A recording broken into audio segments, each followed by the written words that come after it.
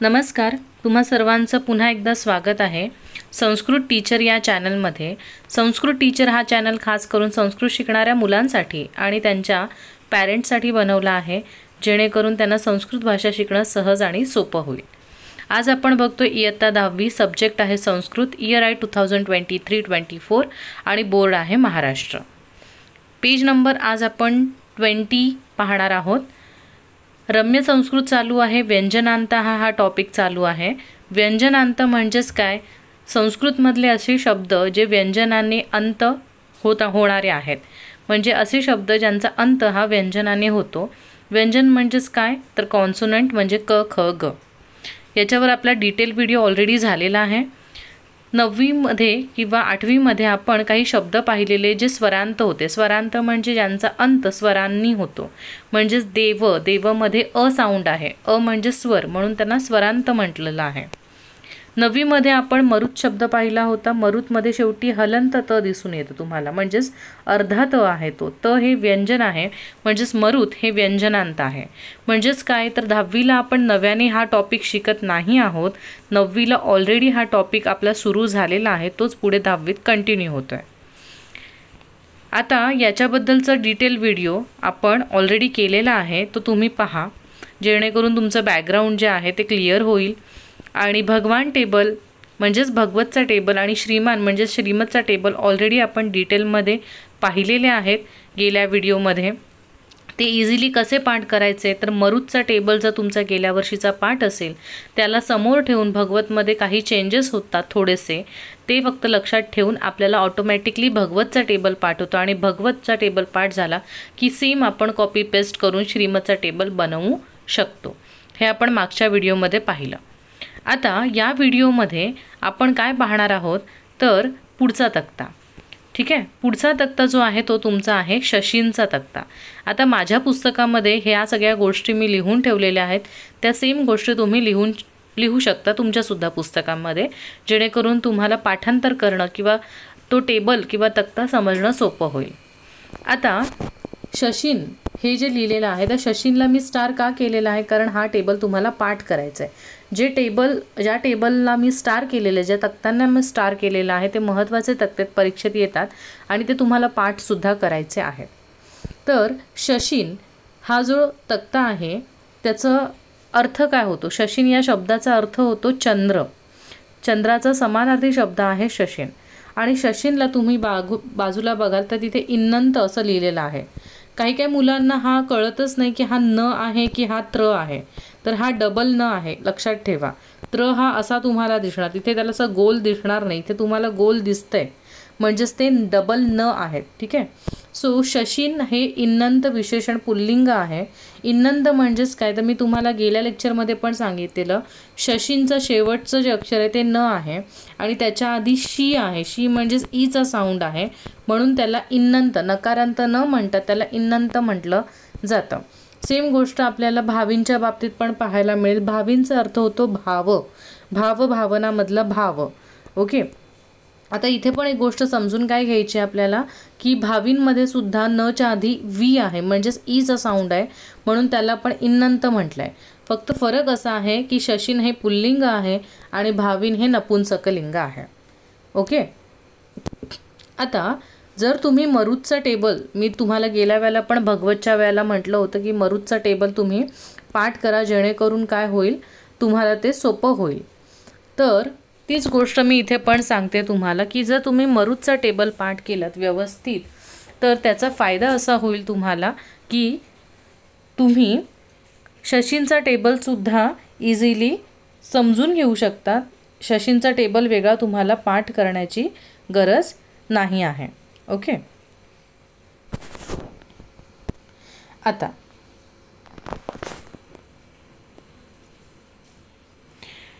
शशींमध्ये जर तुमचा मूळ शब्द तुम्ही बघितलात, तर मूळ शब्द जो आहे शशींचा तो आहे पहिल्या वेलांटीचा। बघा, ठीक आहे, असा आहे शला पहिली वेलांटी शी आणि मग हलंत न। पण जेव्हा त्याची प्रथमा विभक्ती होते, प्रथमा एकवचन, तेव्हा शशी मधल्या शीची वेलांटी तुम्हाला दीर्घ झालेली दिसते। तर हीच महत्त्वाची गोष्ट आहे जी तुम्हाला लक्षात ठेवायची आहे। कारण जर तुम्ही मरुतच्या टेबलप्रमाणे ह्याला पाठ करणार असाल तर मरुतला सोडून एक वेगळा फक्त शब्द, हा पहिला शब्द येतो शशी. बाकी सगळा तुमचा तक्ता जो आहे तो मरुतप्रमाणे चालणार आहे. म्हणून इथे मी बाजूला मरुत लिहिलेला आहे. ठीक आहे. अजून मी काय नोट केलेलं आहे तर इथे मी भावी, भाविनी, भाविनी याला लाईन मारलेली आहे, अंडरलाईन केलेला आहे. का? कारण या भावींच्या तक्त्यामध्ये नपुंसकलिंगाचं तुम्हाला लॉजिक माहिती आहे. आपण देवपासून शिकलो की देव आणि वन मध्ये वनम वने वनाने वनम वने वनाने हेच फक्त देवापेक्षा वेगळं होतं. बाकी तृतीयेपासून म्हणजेच जिथे देवेनं चालू होतं तिथेच वनचं पण सेम कॉपी पेस्ट वनेनं चालू होतं. म्हणजेच इथे तुम्हाला हीच लाईन लक्षात ठेवायची, भावी, भाविनी, भाविनी. तीच लाईन द्वितीयमध्ये रिपीट होते, भावी, भाविनी, भाविनी. त्यानंतर तुम्ही बघाल तर शशी इथून तृतीयवरती गेली ना, तृतीयेपासून जर तुम्ही बघाल तर ते सेम असं, शशीना भाविना, शशीने भाविने, शशीनः भाविनः, शशीनी भाविनी, हे शशीन हे भाविन. म्हणजे हे पूर्ण तृतीया ते संबोधन सगळं, तृतीया ते सप्तमी हे सगळं काय असतं, ह्याला कॉपी पेस्टच असतं. आणि प्रथमा जी असते ती संबोधन बनते, त्याच्यामुळे हे शब्द तुम्हाला इथे खाली दिसणार आहे. Okay, clear. म्हणून इथे लिहिले. आता तुम्ही म्हणाल की मिस इथे जर असं आम्ही झूम केलं तर आम्हाला इथे 12 नंबर आणि 21 नंबर का बरं दिसतो, इथे तुम्ही का नंबर लिहिलेले आहेत? तर त्या वेलांटी लक्षात ठेवण्यासाठी. कारण भावी, भाविनी, भाविनी हे मी जेव्हा ओरली पाठ करणार तेव्हा ते माझ्यात लक्षात राहणारच, काही प्रॉब्लेमच नाही. असं वनम वने वनाने इझिली लक्षात राहतं, भावी, भाविनी, भाविनी पण लक्षात राहणार. पण चुकणार कुठे मी वेलांटीमध्ये? जेव्हा परीक्षेला मी पेपर लिहायला बसणार तर माझ्या माइंडमध्ये हा प्रश्न, हा गोंधळ येणार की बाबा वीची वेलांटी पहिली होती की दीर्घ. तर ते लक्षात ठेवण्यासाठी मी 12 नंबर लिहिला आहे. 12 नंबर, 1 नंबर म्हणजे पहिली वेलांटी, वीची पहिली वेलांटी जेव्हा असणार तेव्हा नीची दुसरी वेलांटी असणार. आणि जेव्हा पुढचा शब्द तो पण भाविनीच आहे पण इथे 21 नंबर उलटा नंबर होतो, तर इथे वीची वेलांटी दीर्घ होते आणि नीची वेलांटी पहिली होते. तर वायसा वर्ष तुमचं इथे झालेलं आहे. त्याच्यामुळे वेलांटी लक्षात ठेवण्यासाठी 1 आणि 2 म्हणजे 12 आणि 21 अशी जोडी मी लिहिलेली आहे. तुम्हाला जितकं इझी करता येईल, तुम्हाला जितक्या ट्रिक्स तुमच्या सोयीनुसार बनवता येतील तितक्या सगळ्या ट्रिक्स तुम्ही तुमच्या पुस्तकात लिहून ठेवा. तुम्ही तुमच्या स्वतःच्या ओन ट्रिक्स बनवा. ठीक आहे. आता त्याच्यानंतर या शशीप्रमाणे काही शब्द चालतात. ठीक आहे. त्यांनी लिहिलेलं आहे शशीन इव अन्य शब्द, शशींप्रमाणे इतर शब्द चालतात.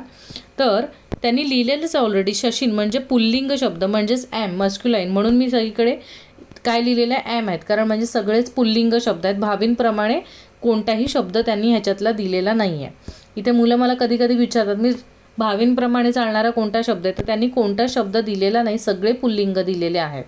ठीक आहे.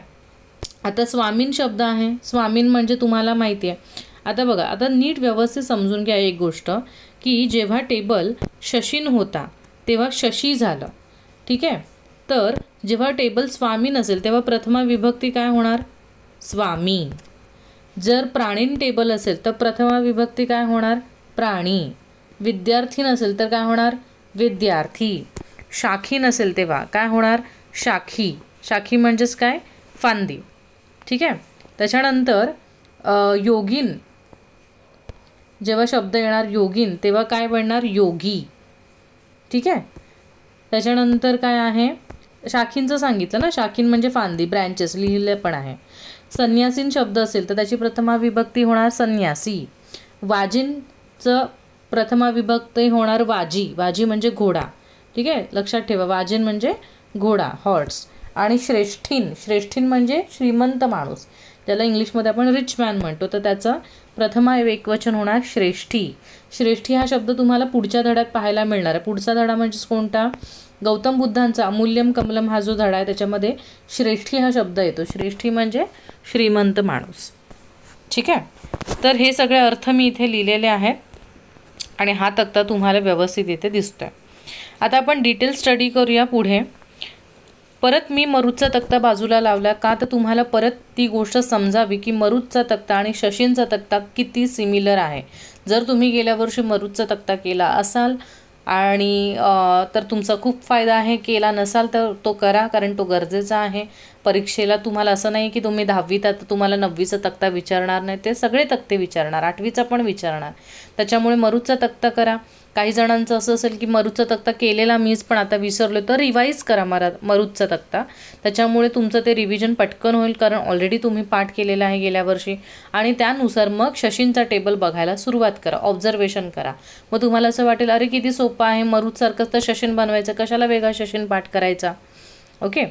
आता अजून एक मुद्दा माझा इथे तुम्हाला सांगायचा राहिला. इथे ना शशींची फोड दिलेली आहे की शशीन हा शब्द इथे तुम्हाला दिसतोय वरती, की शशीन जो आहे तो शश आणि इन या दोन शब्दांपासून बनलाय. शश आणि इन नावाचा प्रत्यय लागलाय, म्हणजे सफिक्स लागले, त्याच्यामुळे तर शश बिकम शशीन.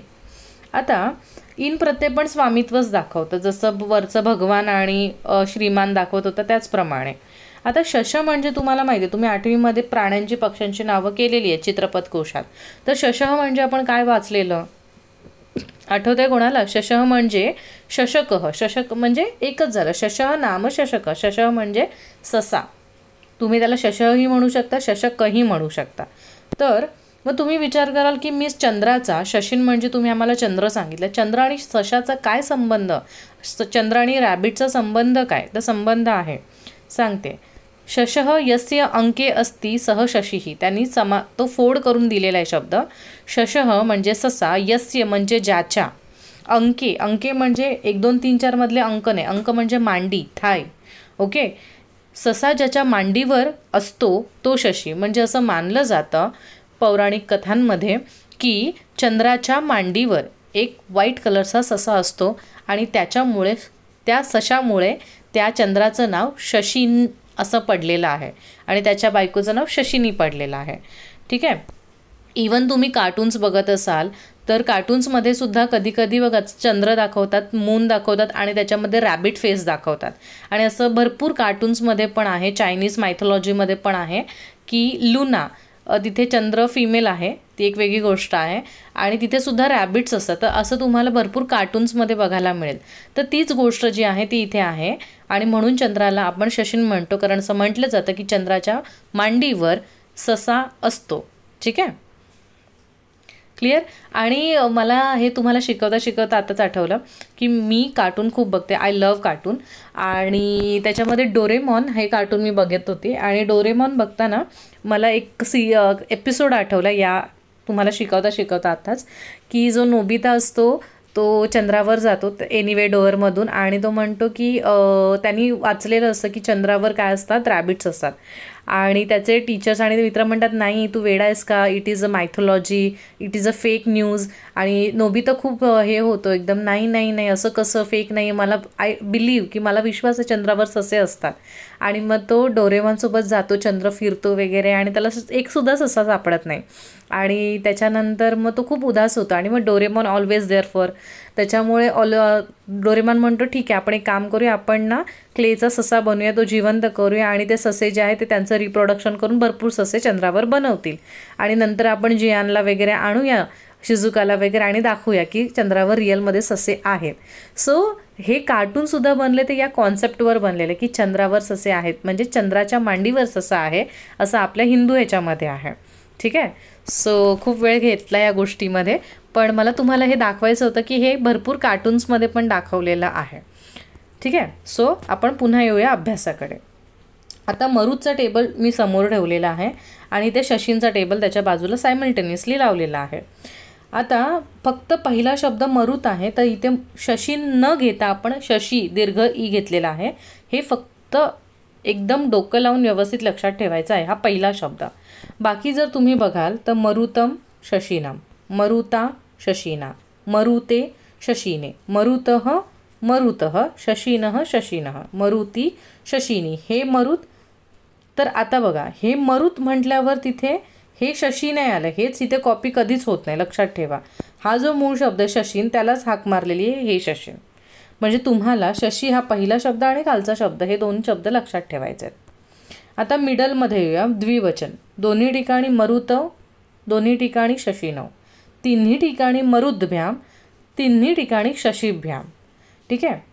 आता इथे काय होत होतं, त पाय मोडलेला होता त्याचा द होत होता, पण शशीच्या बाबतीत तसं काही टेन्शन नाही, तुम्हाला न काही लिहायचं नाही आहे, तुम्हाला नॉर्मल शशी लिहायचं आणि भ्याम लिहायचं आहे. दोन्ही ठिकाणी मरुतो हो, दोन्ही ठिकाणी शशीनो हो. आणि द्विवचनमध्ये कसं होतं, द्विवचनमध्ये तुमचं जे प्रथमा विभक्तीचं आहे तीच खाली उतरते. म्हणून फक्त हे शशीनव होतं ते हे शशीनव आणि शशीनहचं हे शशीनह. बहुवचनाबाबतीत पण सेम होतं. आता बहुवचनाचं पण बघाल तर बघा, शशीनह मरुतः शशीनः, मरुद्भिः शशीभिः, मरुद्भ्यः शशीभ्य, मरुद्भ्यः शशीभ्य, मरुताम शशीनाम. आता ह्याच्यामध्ये तुम्हाला एक कळतं की मरुतच्या वेळेला ताम लिहिलेलं, इकडे नाम आहे, म्हणजे हा एक तुम्हाला लक्षात ठेवायचा आहे. आणि नेक्स्ट आहे मरुत्सू, तर इथे शशीशू, म्हणजे सूच्या जागी फक्त आपलं काय झालेलं आहे, शू झालेला आहे. त्याच्यामुळे तुम्ही ह्या गोष्टी लक्षात ठेवायच्या आहेत. ठीक आहे.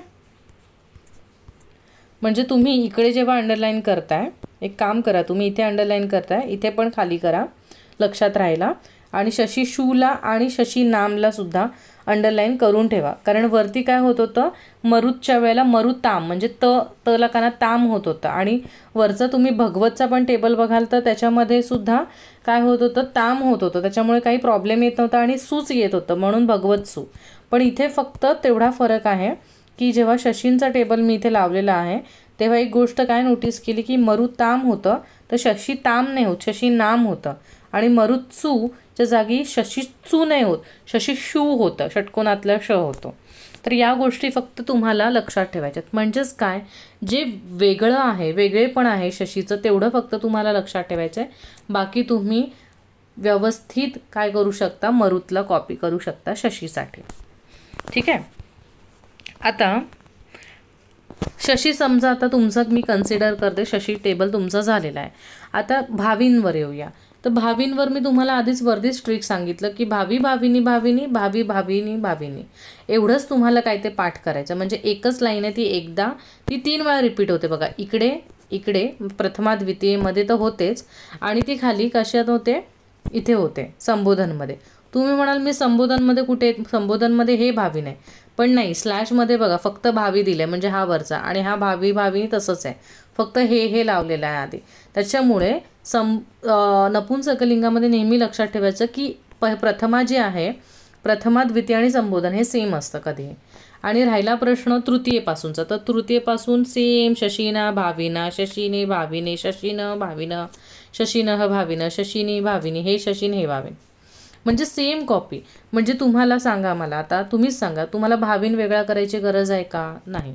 तुम्हाला फक्त ही एकच ओळ करायची आहे बस. बाकी तुमचा भाविन हा वेगळा पाठ करायची गरज नाही, जर तुमचा शशीन पाठ असेल तर. आता मुलं मला म्हणतात की मिस तुम्ही टेबल पाठ कसे करायचे ते तर सांगितलेत, आम्हाला समजले, पण आम्ही मरुतप्रमाणे शशीनला करू. पण शशीनचा अर्थ नाही सांगितला. बरं, आता मुलांचे मला कॉमेंट्स येतात लगेच की मिस तुम्ही शशीन या टेबलचा अर्थ सांगितलेला नाही आहात. तर मी तुम्हाला गेल्या वेळेला सांगितलं, गेल्या लेक्चरमध्ये सांगितलं, आधीच्या व्हिडिओमध्ये, की तुम्हाला ही जी PPT आहे बरोबर, ही तुम्हाला जी दिसते प्रथमा द्वितीय तृतीया चतुर्थी पंचमी, ही पाठ करायची आणि हे तुम्हाला प्रत्येक टेबलला लावायचं आहे. ठीक आहे.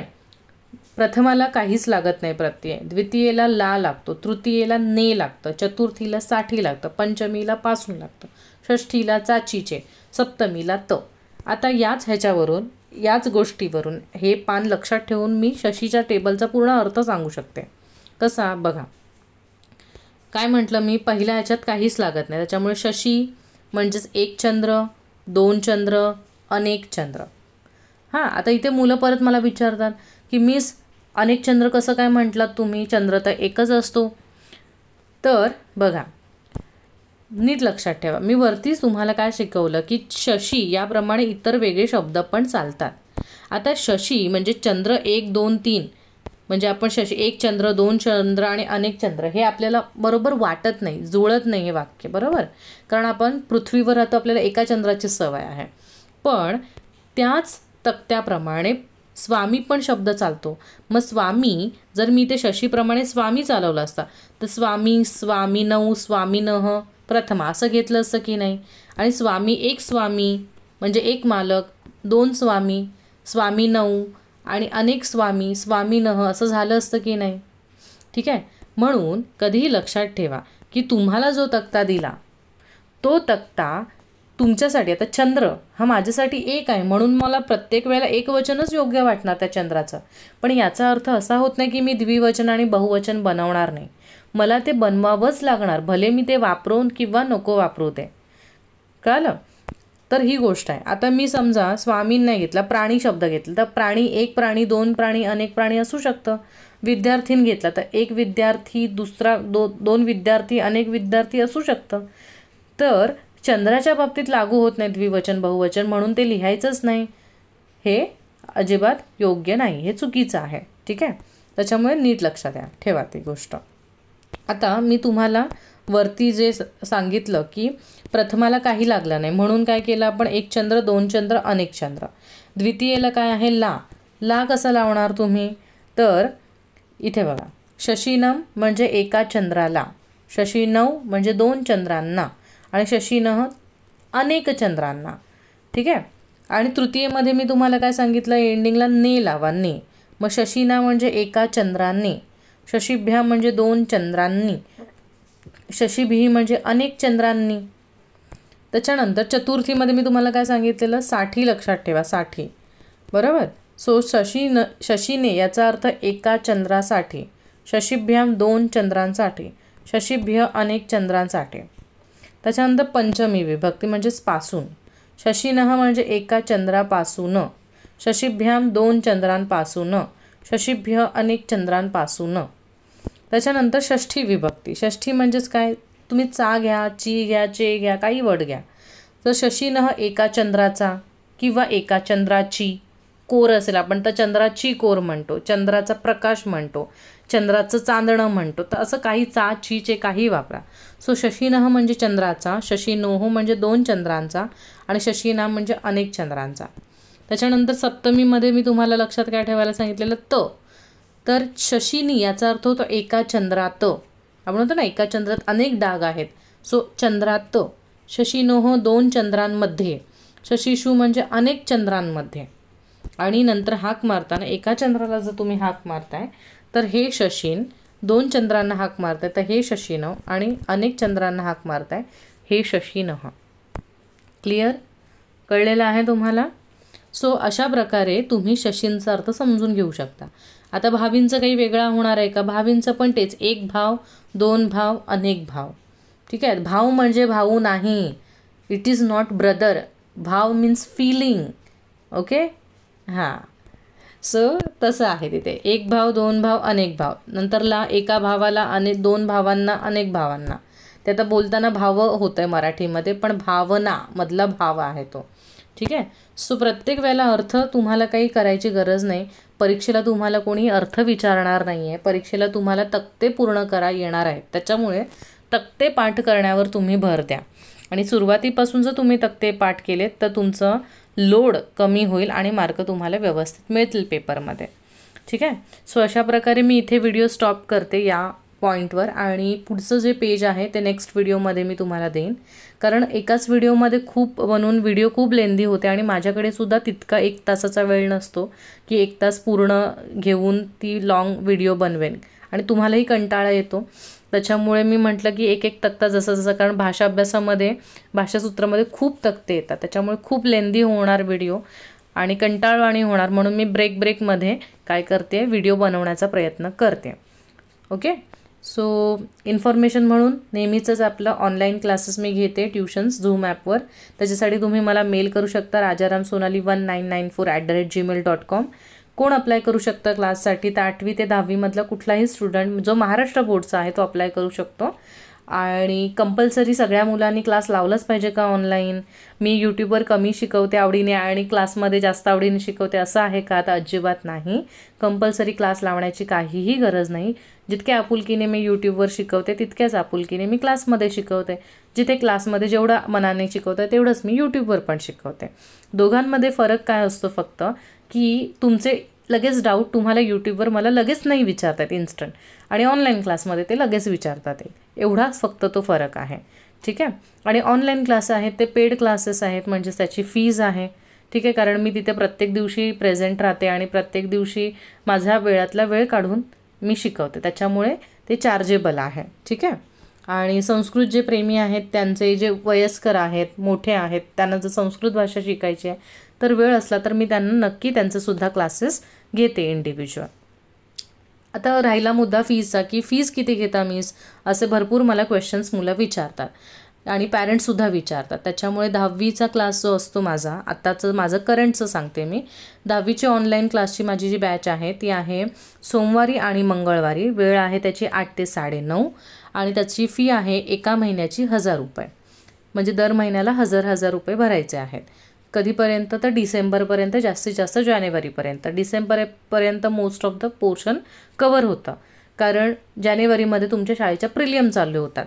ठीक आहे. आणि 9वीचे वार 2 आहेत, बुधवार आणि गुरुवार. वेळ आहे 8 ते 9:30, संध्याकाळचीच वेळ आहे दोन्ही पण क्लासेसची. कारण मुलं, असं माझा अनुभव आहे की माझे जे स्टुडंट्स आहेत ते इतर कुठल्या तरी क्लासला जातात, मग तिथून घरी येतात किंवा शाळांमधून येतात घरी येतात. त्याच्यामुळे मी लेटपर्यंतचा टाईम याच गोष्टीसाठी ठेवला की मुलांना क्लास अटेंड करता येतील. ठीक आहे. सो 9वीसाठी बुधवार आणि गुरुवार आहे. वेळ सेम आहे 8 ते 9:30, 1.5 तास. त्यांची पण फी 1000 रुपयेच आहे एका महिन्याची. आणि 9वीचे क्लास आहेत ते तुमचे साधारण मार्च एंडिंगपर्यंत चालतात. एप्रिलला तुमची परीक्षा असते, त्याच्यामुळे एप्रिलला काही क्लास होत नाही. सो मार्चपर्यंत 9वीची बॅच जाते. ठीक आहे. 8वीचं अजून मी काही सुरू केलेलं नाही आहे स्टुडंट्स नसल्यामुळे, आणि जर स्टुडंट्स आले इन फ्युचर तर नक्कीच 8वीची बॅच चालू करेन. आणि याच्यात काही जणांचा प्रश्न असतो की मिस एका क्लासमध्ये किती मुलं असतात. तर तुम्हाला असं वाटत असेल की ऑनलाईन क्लास मिस घेते म्हणजे खूप मुलं असणार तिथे. तसं अजिबात नाही. आत्ता माझ्या 10वीच्या क्लासमध्ये 25 मुलं आहेत ऑनलाईन, आणि 9वीच्या क्लासमध्ये माझ्याकडे 5 किंवा 6च मुलं आहेत. त्याच्यामुळे प्रत्येक मुलावर माझं व्यवस्थित लक्ष असतं. आणि काही पॅरेंट्स असंही म्हणणं आहे, जे की असू शकतं त्यांचं म्हणणं, की मिस ऑनलाईनमध्ये तुम्ही किती लक्ष ठेवू शकता किंवा रिझल्ट किती येतो, कसा येतो का बरोबर रिझल्ट ऑनलाईन क्लास लावून.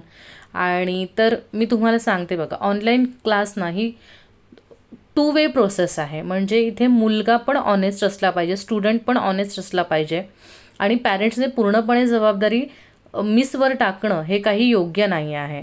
आणि कधी कधी कसं होतं, काही पॅरेंट्स मला म्हणतात की मिस तुम्ही आमच्या मुलांचं अक्षर अशुद्ध लेखन आहे, मग तुम्ही ते सुधारा. तर बघा, ही गोष्ट मला सुधारता नाही येऊ शकत. मी त्या मुलाच्या बाजूला बसून त्याच्या हातातली पेन्सिल घेऊन एक अक्षर कसं लिहायचं असं नाही दाखवू शकत.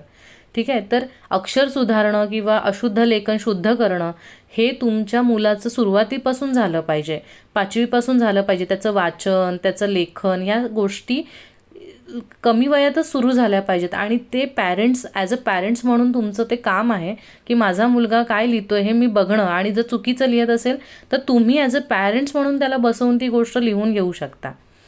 8वी, 9वी, 10वी याच्यामध्ये 8वीच्या मुलांना आपण समजून घेऊ शकतो, कारण ते 8वीला नवीनच येतात, संस्कृत नवीनच घेतात. सो त्यांच्या चुका समजून घेण्यासारख्या असतात. पण अक्षरशः अशी कधी कधी परिस्थिती असते किंवा असे स्टुडंट्स असतात की त्यांचं खूपच मराठी गडबडलेलं आहे आणि ते संस्कृत घेतात. त्याच्यामुळे काय होतं, ॲज अ टीचर मी त्यांना आधीच सांगते की मराठी खूपच गडबडलेलं आहे. आता तुमच्या मुलाला जर मला संस्कृत शिकवायचं तर मला संस्कृत शिकून पहिलं मराठी सोडून मला मराठी शिकवावं लागेल, तर मी त्याला संस्कृत शिकवू शकते. तर अशी परिस्थिती असेल तर ऑनलाईन क्लास काहीही कामाचा नाही, हे मी तुम्हाला स्वतःहून सांगते. ऑनलाईन क्लास हा कोणासाठी सोयीस्कर आहे, जो मुलगा एव्हरेज आहे, ज्याला फक्त टीचर अवेलेबल नाही आहे, ज्याला खूप चांगले स्कोअर करायचं आहे आणि ज्याला क्लास लावायचाच आहे. अशा म्हणजे काही मुलांचं कसं असतं की नाही, मला एक स्वतः असं कोण लक्ष ठेवणारं सतत पाहिजे त्या विषयावर. तर त्या मुलांसाठी, जी मुलं स्वतःहून पण इच्छुक आहेत की नाही बाबा मला करायचं, मी करेन, तर अशा मुलांसाठीच ऑनलाईन क्लास उपयोगी पडतो. त्याच्यामुळे पॅरेंट्सने सुद्धा ऑनलाईन क्लास लावताना हा विचार करा किंवा तुम्ही तुमच्या मुलाला आधी विचारा की बाबा तू स्वतः रिस्पॉन्सिबिलिटी घेऊन क्लास करणार का, तर आपण क्लास लावूया. कारण तुम्ही फी भरताय तर तुमचं एक मनात असं की बाबा मी फी भरतोय, माझा रिझल्ट चांगला आला पाहिजे. पण मी सुद्धा ॲज अ टीचर म्हणून माझं एक नॉर्मल असतं की तुम्ही जर ऑनलाईन क्लास लावता, तुम्ही जर मला फीज देताय, तर तुम्हीसुद्धा शिक्षणाबद्दल ऑनेस्ट असलात पाहिजे. तुम्ही मला डाऊट्स विचारा, तुम्ही एक्स्ट्रा क्लास मला मागा की एक कॉन्सेप्ट समजली नाही, मी एक्स्ट्रा क्लासमध्ये मला एकट्याला समजावा, मी समजावेन. पण मी दिलेला अभ्यास किंवा मी शिकवताना तुम्हाला विचारते की तुम्हाला कळलं का, तुम्हाला कळलं का. जर तुम्ही त्यावेळेला विचारत नाही आहेत किंवा तुम्ही दिलेला अभ्यास करत नाही आहेत किंवा तुम्ही एक्झाम अटेंड करत नाही आहेत, तर याच्यात मी काहीही करू शकत नाही. मी ऑनलाईन क्लासमधून झूम ॲपमधून निघून तुम्हाला ओरडू शकते का, मारू शकते का. आणि ओरडणं आणि मारणं हे माझ्या तत्वातच बसत नाही. आत्तापर्यंत माझ्या जेवढ्या बॅचेस झाल्या मी कधीच कोणाला ओरडलेली नाही आहे बॅचमध्ये. मी समजावून सांगितलेलं प्रत्येकाला आणि ते पण मनाला लागतं विचारा मुलांच्या माझ्या, कारण मी युजली कोणाला जास्त बोलत नाही आणि मारण्याचा तर कधी प्रश्न आलाच नाही आहे. सो मला असं आय बिलीव्ह, मी असा विश्वास आहे, माझा असा विश्वास आहे की प्रत्येक मूल हे समजूतदार आहे आणि आजची मुलं खूप समजूतदार आहेत, मुलं आणि मुली. त्याच्यामुळे जर त्यांना आपण समजावून सांगितलं की बाबा बघ, तुला जर मार्क चांगले काढायचे आहे, तुला जर फ्युचर तुझं चांगलं करायचं असेल तर तुला अभ्यास करावा लागेल, आणि ते जर त्या मुलाला पटत असेल तर तो मुलगा शिकणार. ते जर मुलाला पटतच नसेल तर मी काय, देव जरी येऊन ओरडला किंवा देवाने येऊन जरी समजावलं तरी त्याला नाहीच समजणार. ठीक आहे. सो प्रत्येक मुलाची ती इच्छा असली पाहिजे. तर ऑनलाईन क्लास लावताना ह्या सगळ्या गोष्टी लक्षात ठेवा. ठीक आहे. फक्त टीचरांवर प्रेशर देऊन किंवा खूप चांगली चांगली वह्या पुस्तकं आणून किंवा चल तुला नवनीत नाही जमत आहे, तुला मास्टर की आणून देतो, तुला टार्गेट आणून देतो.